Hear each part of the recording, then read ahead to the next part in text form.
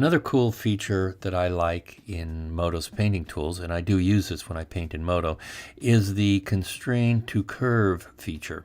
And that allows me to constrain my brushstroke to a background curve, so I'm not always using a freehand brushstroke. So I'll show you how that works. So let's jump over to the Items menu here. And I'm going to go ahead and add an empty mesh layer.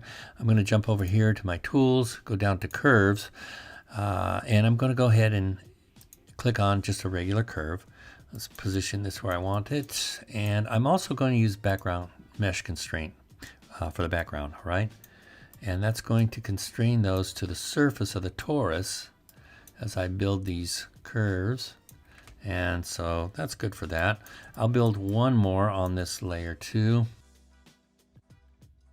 Hit the escape key, grab the curve again, and then go here, here, here, and there. All right. Now I'm going to turn off background constraint. I'm going to grab my tool again. I'm going to grab this curve. Let's see.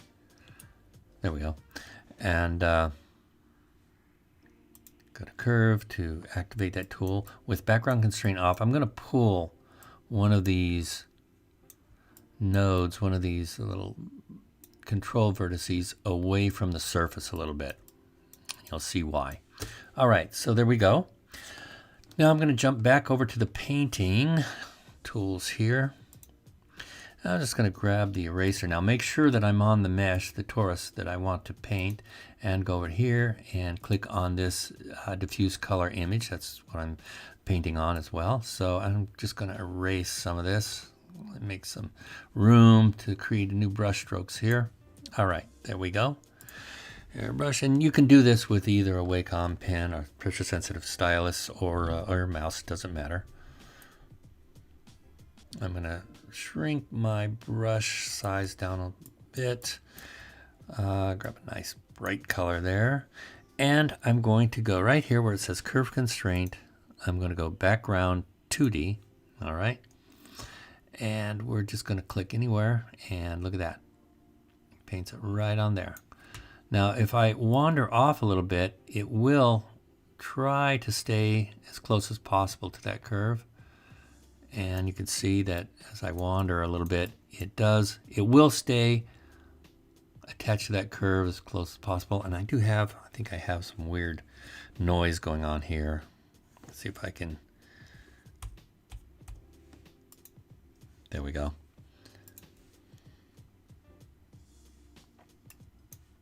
Brighter color here.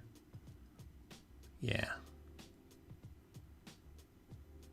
And if I increase my brush size, soften it a little bit, there we go. All right, you'll notice that I crossed over two curves and it didn't know for a second which one to constrain to, but that's okay.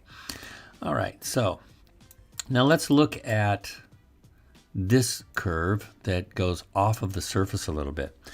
And let me use the background 3D feature. I'm going to grab my Wacom pen here and do this with my stylus. Bring that down a little bit. A lot of times I'll turn off my grid in the background when I'm painting because it just kind of gets in the way. And where is that? It's right about there. Okay. That's the end of it. Now as I go closer to this area that it starts to lift off of the surface, the curve starts to lift off of the surface, you'll know that the brush tapers off. And then as I go a little closer to the surface, it joins back up to the torus again. So yeah. All right. Now if I convert this to, say, go back to 2D, it doesn't matter if that line is off of the surface or not. It's going to continue to follow it. Now if I go here, look at that. So it uses line of sight from your perspective view to follow that curve. So that's kind of a cool feature.